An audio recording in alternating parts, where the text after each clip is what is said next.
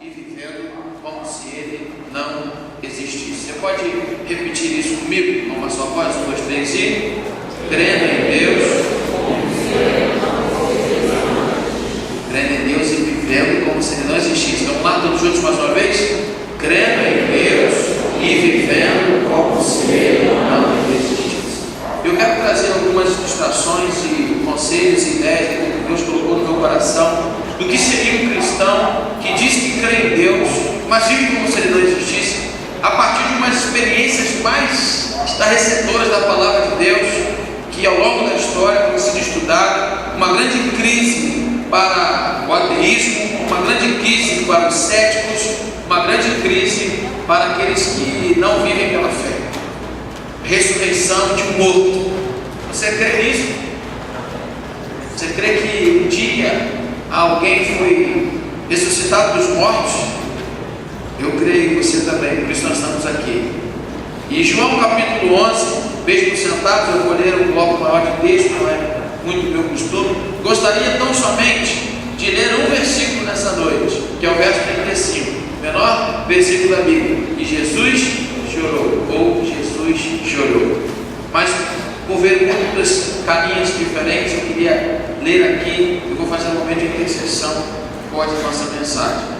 O texto, João capítulo 11, diz assim: ora, estava enfermo um homem chamado Lázaro de Betânia, aldeia de Maria e de sua irmã Marta. E Maria, cujo irmão Lázaro se achava enfermo, era a mesma que ungiu o Senhor com bálsamo e lhes enxugou os pés com os seus cabelos. Mandaram, pois, as irmãs dizer a Jesus: Senhor, eis que está enfermo aquele que tu amas. Jesus, porém, ao ouvir isso, disse: esta enfermidade não é para a morte, mas para a glória de Deus, para que o Filho de Deus seja glorificado por ela. Ora, Jesus amava Marta e a sua irmã e a Lázaro. Quando, pois, ouviu que estava enfermo, ficou ainda 2 dias no lugar onde se achava. Depois disso, disse a seus discípulos: vamos outra vez para a Judéia. Disseram-lhes: Rabi, ainda agora os judeus procuravam apedrejar-te e voltas para lá? Respondeu Jesus: não são 12 horas do dia? Se alguém andar de dia, não tropeça, porque vê a luz deste mundo. Mas se andar de noite, tropeça, porque nele não há luz. E tendo assim falado, acrescentou: Lázaro, o nosso amigo, dorme, mas vou despertá-lo do sono. Disseram depois os discípulos: Senhor, se dorme, ficará bom. Mas Jesus falava da sua morte. Eles, porém, entenderam que falava do repouso do sono, algo muito presente na teologia judaica, que os apóstolos criam. Os apóstolos, creio eu sim, só os apóstolos, desde esse momento. Então Jesus lhe disse claramente: Lázaro morreu, e por vossa causa foco de que eu lá não estivesse, para que creiais, mas vamos ter com ele. Disse, pois, Tomé, chamado Dídimo, aos seus discípulos: vamos nós também, para morrermos com ele. Chegando, pois, Jesus encontrou já com 4 dias de sepultura. Ora, Betânia distava de Jerusalém cerca de 15 estádios, e muitos dos judeus tinham vindo visitar Marta e Maria para consolar acerca de seu irmão. Marta, pois, ao saber que Jesus chegava, saiu ao encontro. Maria, porém, ficou sentada em casa. Disse, pois, Marta a Jesus: Senhor, se tu estivesses aqui, meu irmão não teria morrido. E mesmo agora sei que tudo quanto pedires a Deus, Deus te concederá. Respondeu-lhe Jesus: teu irmão há de ressurgir. Disse-lhe Marta: sei que ele há de ressurgir na ressurreição do último dia. Declarou-lhe Jesus: eu sou a ressurreição e a vida. Quem crê em mim, ainda que morra, viverá. E todo aquele que vive e crê em mim jamais morrerá. Crês isto? Respondeu-lhe Marta: sim, Senhor, eu creio que tu és o Cristo, o Filho de Deus, que havia de vir ao mundo. Dito isto, retirou-se e foi chamar em segredo a Maria, sua irmã, e lhe disse: o mestre está aí e te chama. Ela, ouvindo, levantou-se depressa e foi ter com ele, pois Jesus ainda não havia entrado na aldeia, mas estava no lugar onde Marta o encontrara. Então os judeus que estavam com Maria em casa e a consolavam, vendo-a levantar-se apressadamente e sair, seguiram, pensando que ia ao sepulcro para chorar ali. Tendo, pois, Maria chegado ao lugar onde Jesus estava, e vendo, e lançando-lhe aos pés, disse, mais uma vez, Maria vai aos pés de Jesus: Senhor, se tu estiveres aqui, meu irmão tivesses aqui, meu irmão não teria morrido. Jesus, pois, quando a viu chorar, e choraram também os judeus que com ela vinham, comoveu-se em espírito, perturbou-se e perguntou: onde o puseste? Respondeu-lhe: Senhor, vem, e veio. Vamos repetir o verso 35 todos juntos? Disseram então os judeus: vede como o amava. Mas alguns deles disseram: não podia ele, que abriu os olhos ao cego, fazer também que este não morresse? Jesus, pois, comovendo-se outra vez profundamente, foi ao sepulcro. Era uma gruta, tinha uma pedra posta sobre ela. Disse Jesus: tirai a pedra. Marta, irmã do defunto, disse: Senhor, já cheira mal, está morto há quase 4 dias. Respondeu-lhe Jesus: não te disse que se creres verás a glória de Deus? Tiraram então a pedra. E Jesus, levantando os olhos ao céu, disse: Pai, graças te dou porque me ouviste. Eu sabia que sempre me ouves, mas por causa da multidão que está em redor, é assim que falei, para que eles creiam que tu me enviaste. E tendo dito isto, clamou em alta voz: Lázaro, vem para fora. Saiu que estivera morto, ligado aos pés e as mãos com faixas, e o seu rosto envolto num lenço. Disse-lhe Jesus: desligai-o, deixai-o. Muitos, porém, irmãos, amigos que nos acompanham aqui pela internet ou aqui nessa noite, o que eu vou ler agora não seja o testemunho da sua vida diante do que Jesus pode fazer na vida de alguém. Diante de tudo que aconteceu, olha como a incredulidade toma o coração de tantas pessoas. Mas alguns deles foram ter com os fariseus e disseram o que Jesus tinha feito. Então os principais sacerdotes e fariseus reuniram-se nele e diziam: que faremos? Porquanto este homem vem operando muitos sinais. Se o deixarmos assim, todos crerão nele. E virão os romanos e nos tirarão tanto do nosso lugar, olha aqui para mim, tanto do nosso lugar, tirarão tanto do nosso lugar como a nossa nação. Um deles, porém, chamado Caifás, não o outro lugar da crucificação, que era sumo sacerdote naquele ano, disse-lhes: vós nada sabeis, nem considerais que vos convém que morra um só pelo povo, que não pereça a nação toda. Ora, isso não disse ele por si mesmo, mas sendo sumo sacerdote naquele ano, profetizou que Jesus havia de morrer pela nação, e não somente pela nação, mas também para congregar num só corpo os filhos de Deus que estão dispersos. Cristão ateu, crendo em Deus e vivendo como se Ele não existisse, tem sido, infelizmente, a realidade de muitos daqueles que se dizem cristãos. E eu queria perguntar para você, na semana passada eu falei na introdução dessa série de mensagens o que é ser um ateu, falei mais ou menos o que dizem os eruditos sobre o ateísmo, mas hoje eu queria perguntar para você o que é ser um cristão. O que é ser cristão? Você é cristão? Se eu perguntasse aqui, a grande maioria, talvez 100% nessa noite responderia: eu sou cristão, pastor. Mas por que você é cristão? Porque eu vou à igreja. Resposta errada. Porque eu nasci cristão, num lar cristão, meu pai é cristão, minha mãe é cristã, então eu sou cristão. Então quer dizer que se você tivesse nascido lá num lar muçulmano, você seria muçulmano. Se você nascesse num lar budista, você seria budista.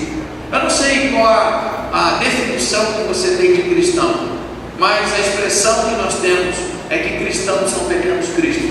Cristãos são pessoas que são identificadas com a cruz de Jesus. Cristãos são aqueles que assumiram um discipulado da vida de Jesus, que são discipulados, mentoreados, aqueles que foram salvos por Jesus, é aquele que Jesus governa na vida. Ser um cristão genuíno e não um cristão, entre aspas, ateu, é uma pessoa que manifesta a sua fé em Cristo Jesus e que essa fé traz as suas atitudes práticas do dia a dia, elas são coordenadas com a palavra de Deus.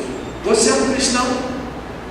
Você só diz com a sua boca que crê em Cristo Jesus? Como anda a sua vida? Eu queria, no final deste ano, estamos aí em outubro, como disse na pastoral, repetindo de propósito a pastoral do Boletim, para chamar a sua atenção para essas duas séries de mensagens que nós estamos tentando trazer para crescimento para a sua vida, para você não terminar o ano assim, você terminar o ano assim, crescendo, subir essa alavanca, esse gráfico na sua vida no ano 2013. Abra o seu coração para a sua reflexão, para a reflexão da sua vida cristã. Porque, queridos, o projeto que Deus tem para ir no governador passa por você.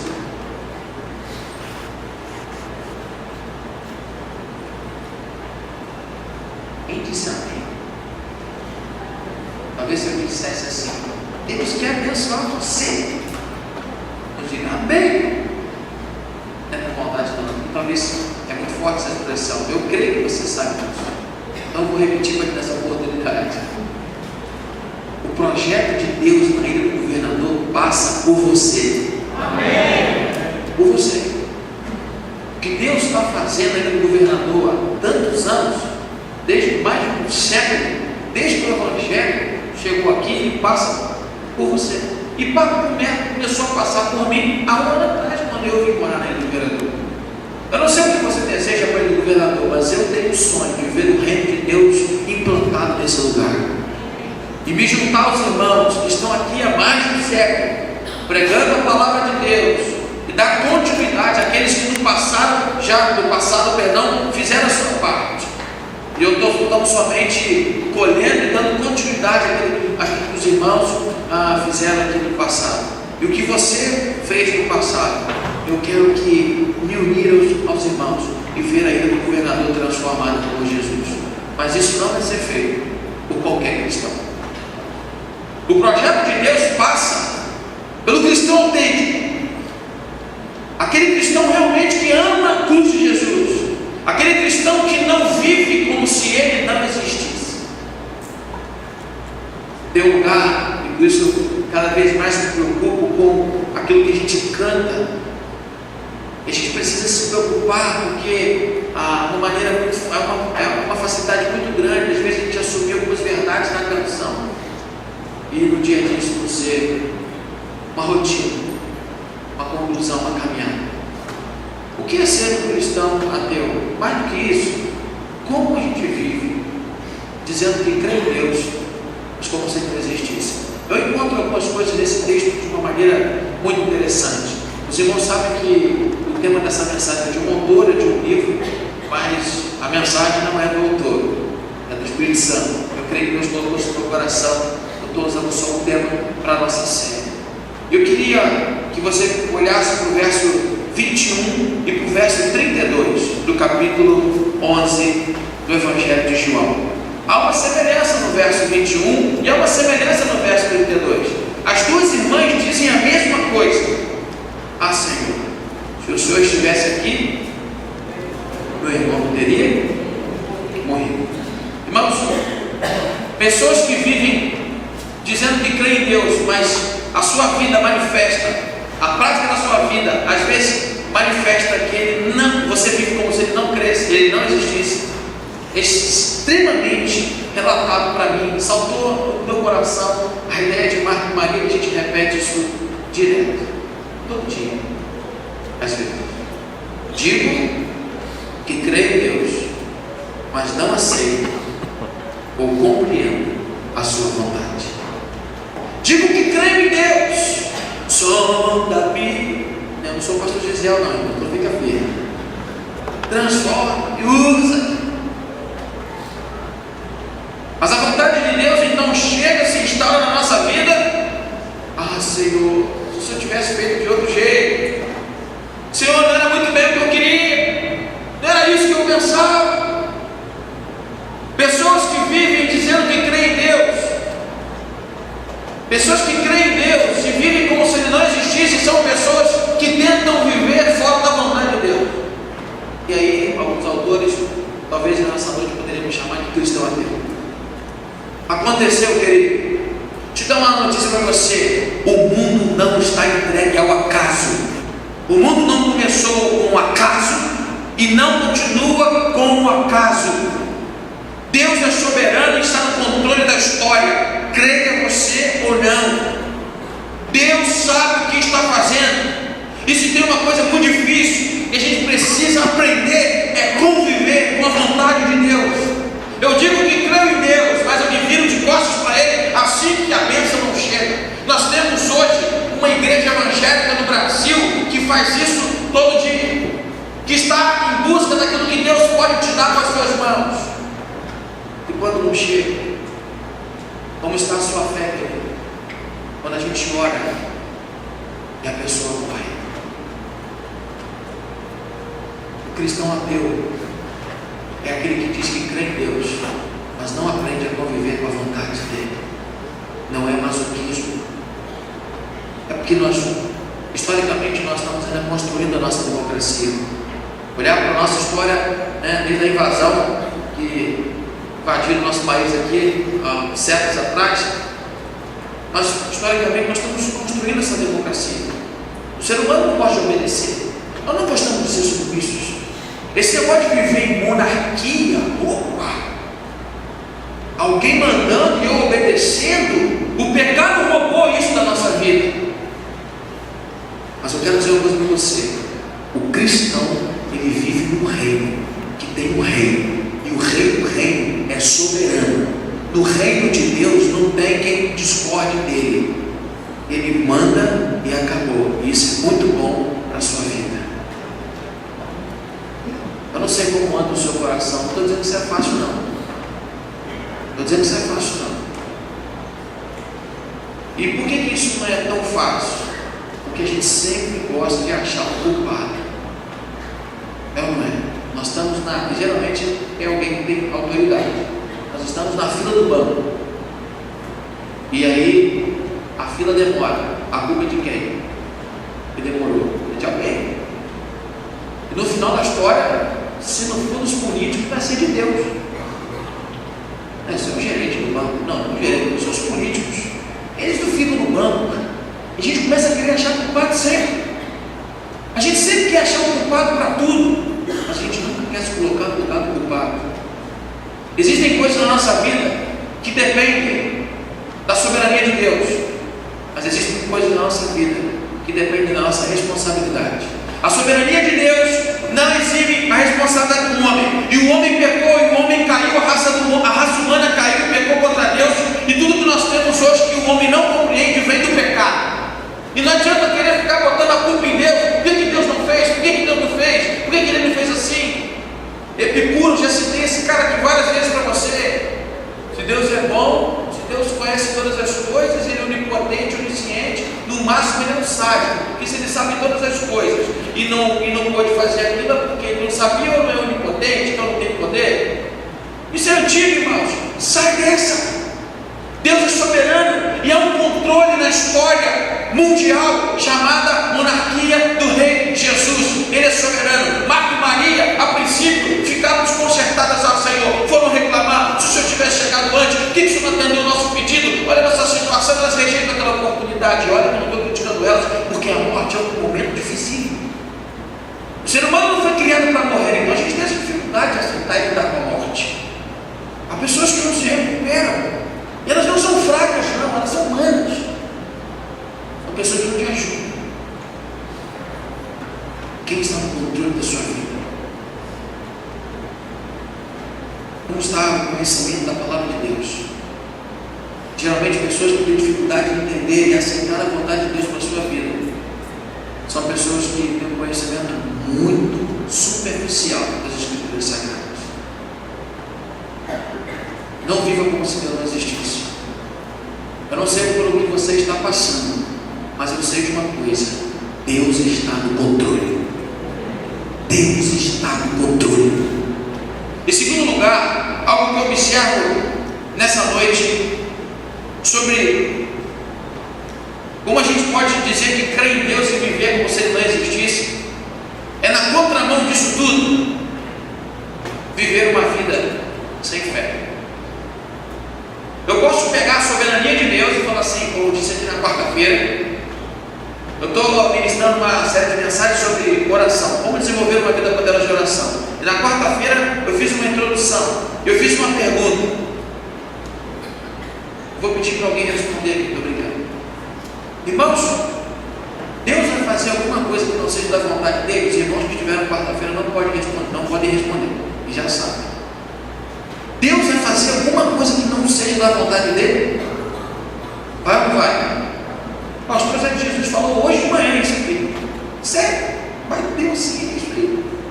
Por maior que seja a minha fé, quando Deus não quer, não adianta. Então, se Deus não vai mudar a vontade dele por causa da minha oração, a crise que eu já vivi é: por que orar?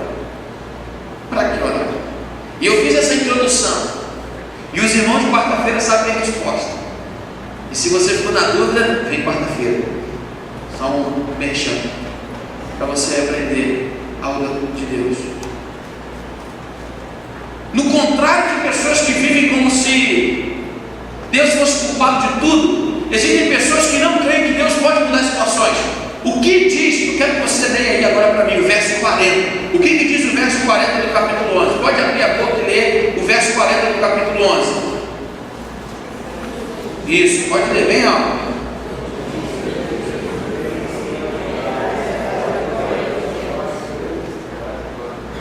Se você crê, Marta, Maria, você vai ver a glória de Deus.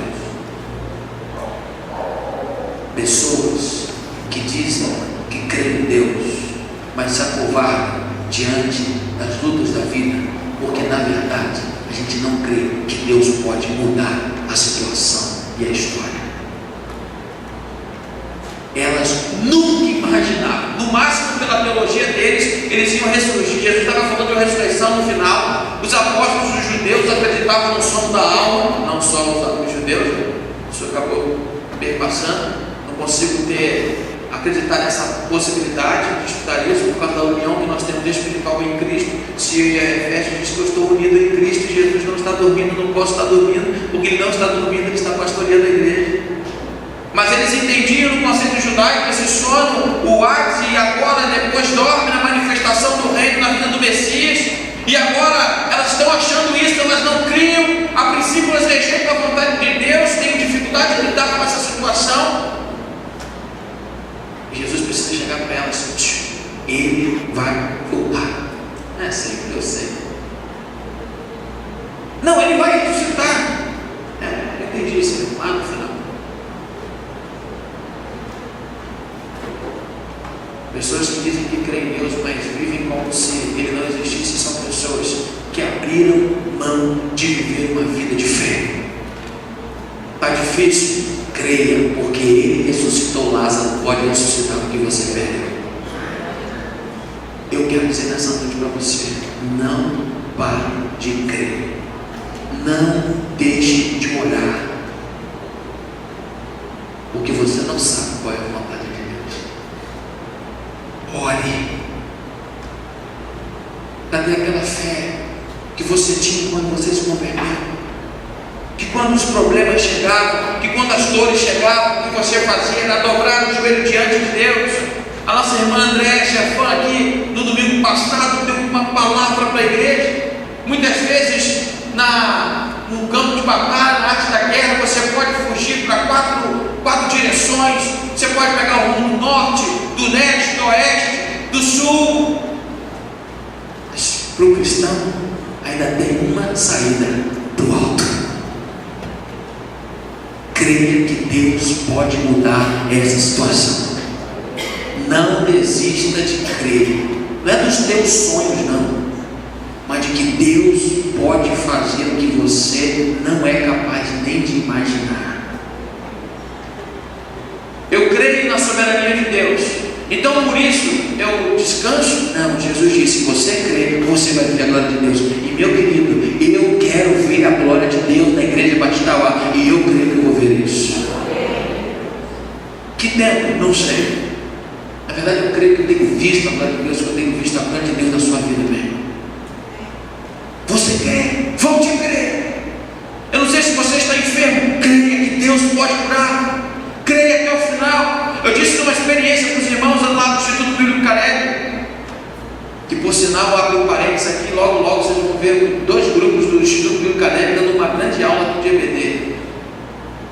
Eles fizeram um painel sobre como ajudar pessoas, irmãos do eixo ministerial, sobre cuidar de pessoas no luto e em conflitos pessoais. Os irmãos vão crescer demais e vão querer, ano que vem, se se matricular no estudo de Caleb. Isso foi uma grande bênção. Eu disse para os irmãos de uma situação no seminário, onde a irmã Joyce Bernardo, Joyce que virá aqui, ela estava compartilhando com a sua antes eu era seminarista ainda, e né, Diego fazia quando eu era seminarista, pouco tempo atrás. Vamos orar. Queria pedir oração para a turma. Minha avó está assim, desenganada, assim, sabe? Aí um pastor, já na turma, já era pastor ordenado, mas fazendo o seu curso, com toda a sabedoria, e certinho. Olha bem, nessa hora eu sou muito prudente, gosto da sabedoria, que sabe como é que são as coisas, quero todo dia da irmã. Vamos orar para Deus fazer a vontade dele. Está errado? Não, está certo. Sério. E aí eu já quis sair da sala. Eu dei a mão lá e fiquei assim. No final, saí, eu chamei a Joyce, falei assim, Joyce, ore pela cura até o final. E se a sua avó falecer, vai lá no caixão, bota a mão na cabeça dela e ora a Deus para ela ressuscitar. E se ela não ressuscitar, aí você vive o luto. Porque Deus é fiel para mudar a história. Quem dá a última palavra é o Senhor. Sabe, 2 semanas ela me ligou, pastor, minha avó voltou, Maurício, minha avó voltou para casa. Orar para que Deus faça a vontade dele é óbvio. Sabe como que eu aprendi a viver isso na prática? É orar pelo milagre, é crer no sobrenatural, é andar pela fé. E se no final das contas Deus fizer aquilo que eu queria, eu dou glórias a Deus. E se no final das contas aquilo que eu pedi ao Senhor, Ele fez tudo ao contrário, eu vou dar glórias ao nome de Deus, porque Ele é soberano. Orar de acordo com a vontade de Deus não é se intimidar diante da soberania de Deus, pelo contrário, se aproximar dele com mais fé, para dizer: o Senhor é soberano, para fazer a tua vontade, mas faz isso, pede aquilo, entra. Querido, nessa noite, resgate dentro de você aquilo que se perdeu, a fé. Se você crê, você vai ver a glória de Deus. Senhor, eu creio no teu poder. Ficou endemoniado, liga para o pastor. Vive como se Deus não existisse. Está enfermo? Não, vamos dar um remédio. Dá um remédio. Dá um remédio. Eu fiquei tão feliz essa semana porque a Bruna aprendeu com muitas dores, né? 2 coisas que a medicina é uma bênção, é que Deus usa a medicina. E ela vinha e falava: mamãe, a dor, remédio. Ela tomava remédio e vinha: papai, ora para mim.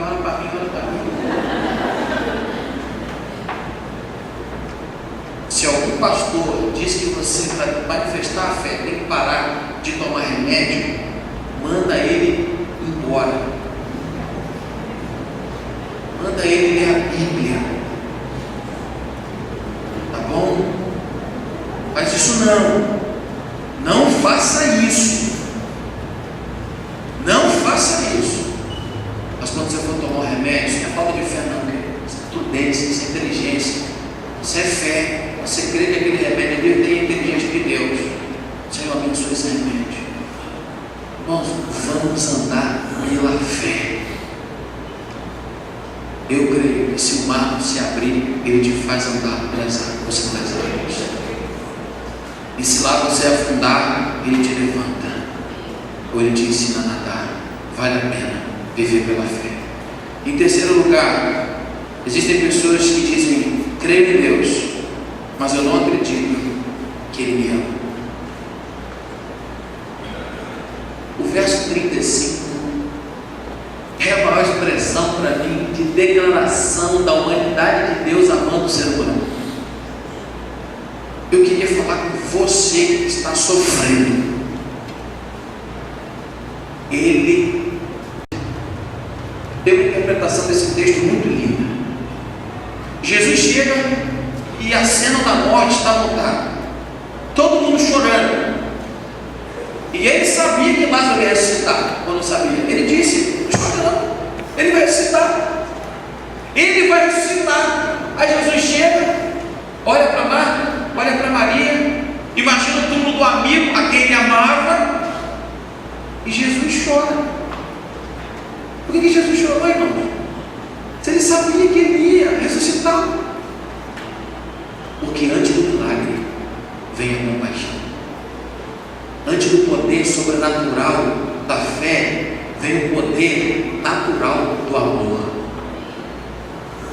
Querido, Jesus sofre com você. Um dia ele sofreu por você, e agora ele sofre com você. Jesus sabia que ia ressuscitar, mas ele é muito planejado. Agora é a hora de chorar. E desculpa fazer parte de uma outra geração, mas eu nasci de uma outra geração, e às vezes eu já ouvi em alguns lugares: pastor, eu aprendi que o homem não chora. Chora, querido, porque até Jesus chorou. Você sabe por que ele chorou? Porque ele se importa com a dor. Ele sabe o que você está passando, porque em tudo ele foi tentado. Jesus também teve medo. No dia de semana, como o coro cantou aqui, Jesus teve medo, angústia. Jesus talvez viveu algum momento: eu quero aqui pisar em ovos, porque a teologia pode me trair. Mas viveu o que disse no primeiro parágrafo. Ele disse: Senhor, se possível, passa de mim esse cálice, Senhor. Em algum momento ele passou pela cabeça dele uma luta na sua humanidade, do qual seria a vontade do Pai. Mas ele disse: seja feita a tua vontade. Eu creio num Deus que não faz você parar de sofrer. Eu creio num Deus que sabe o quanto você sofre, te dá a mão e senta para chorar com você. Eu creio num Deus que pode fazer você parar de chorar amanhã, mas pode continuar com você até o final da sua vida. Ele te ama ao ponto de sofrer por você e sofrer por você. Jesus sentou, abraçou: vamos chorar. Que demonstração de amor, irmãos. Jesus lá em Apocalipse diz que ele vai enxugar, o apóstolo João diz que ele vai enxugar todas as nossas lágrimas. Um dia não vai mais haver lágrimas, mas hoje é tempo de lágrimas. Isso acalma o seu coração. Se fosse o pastor Luiz, ele ia cantar: acalma meu coração. Ele sofre com você. Isso é tão bom. Você acha que você, pastor, a gente não vive crise? Senhor, eu estou aqui fazendo a tua vontade. Né? Nossa luta, né? A gente acha que porque a gente tenta ser fiel, nada pode acontecer. Mas um servo fiel que está passando por isso. Jesus foi fiel e foi crucificado. E está com uma filha com dores absurdas. E você fica ali imaginando que Jesus está ali com você. Ele te ama, ele sente o que você está sentindo, ele sabe pelo que você está passando, e no momento certo, aquilo que é bom, perfeito e agradável vai acontecer. O que? A vontade dele. Você é tão consolador, irmãos, você é tão bom. Ele chora, ele não te acusa. E se fossem os apóstolos de hoje? Já viu? Como é que seriam os apóstolos de hoje? O apóstolo que chegou no cemitério sabendo que ia revelar: ei, vamos parar com essa palhaçada, desse choro que o apóstolo chegou.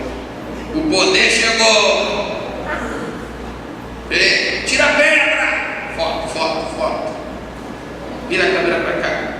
A mão encosta assim. Isso. Tira a foto para o senhor tirar uma pedra. Bota aí no Facebook da igreja. Mais um milagre. Chegam cheio do poder, mas falta o poder do amor. Jesus transforma aquele velório com lágrimas. Ele, com a sua lágrima, lava toda a tristeza.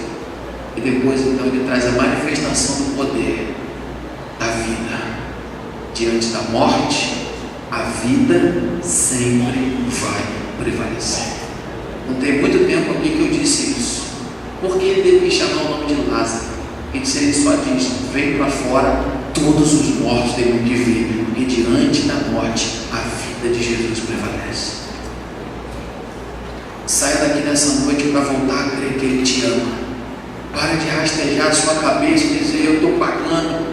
A igreja não conhece a graça de Deus. A igreja ama João 3,16, mas não conhece 3,17.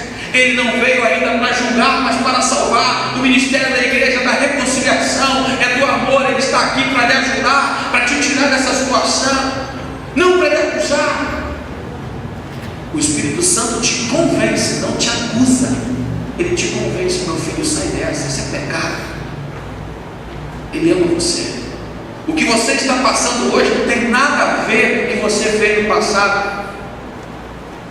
Um dos temas da nossa ministração aqui vai ser esse: crer em Deus, mas ter vergonha do seu passado. Em breve eu vou pregar sobre isso.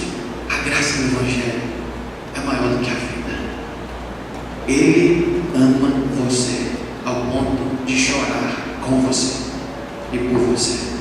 Em último lugar, eu queria que é nosso amigo convidado que está aqui pela internet ou presente aqui nesse culto, pessoas que vivem como se Deus não existisse, são pessoas que menosprezam a obra de Cristo e se comportam não como Caifás no texto, mas como os outros fariseus, líderes daquele tempo. Você viu o que aconteceu entre o versículo 45 e 48? Aqueles homens viram o poder de Deus, a ressurreição do morto.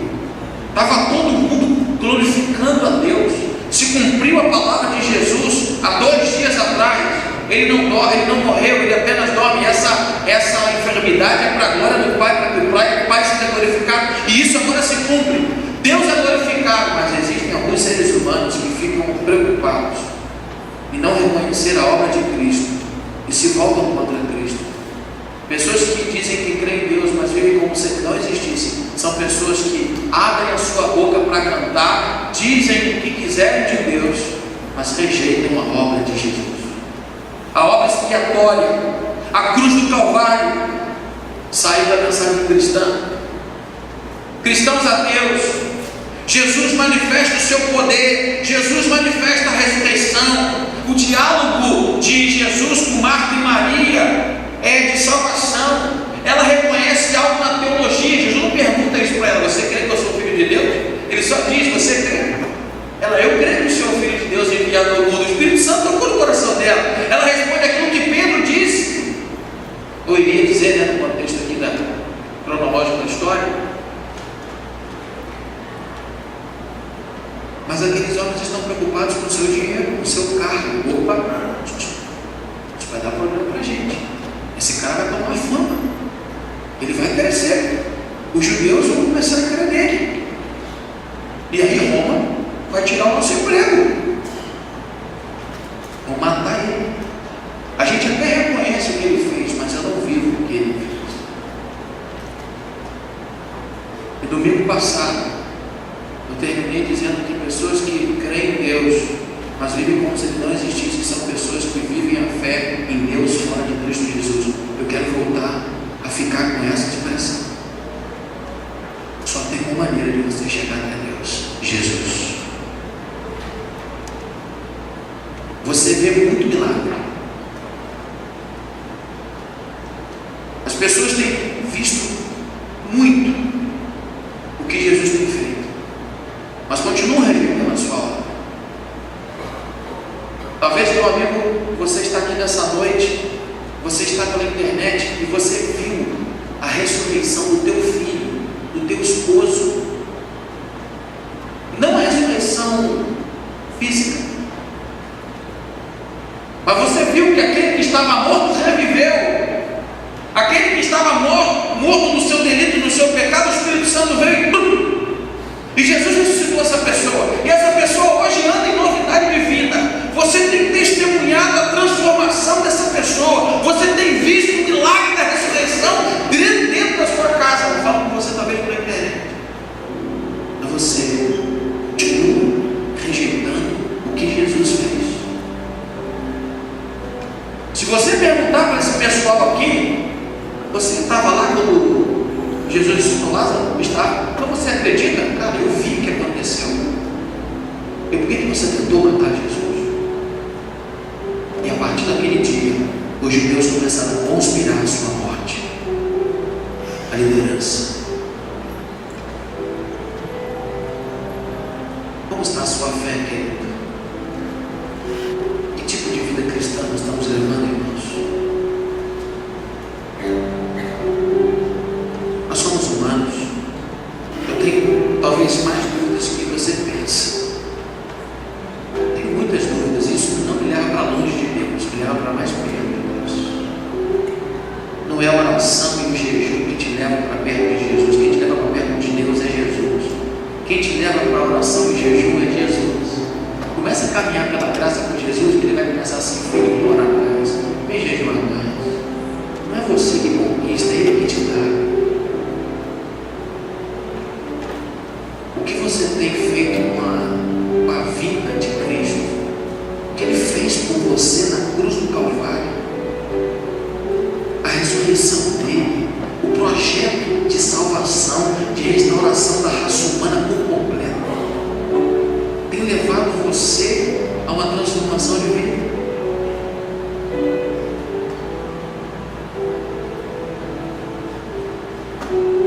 Olha o Senhor nesse momento. Fale com Deus e veja se de repente você não está aqui hoje dizendo que crê em Deus, mas vive como se ele não existisse.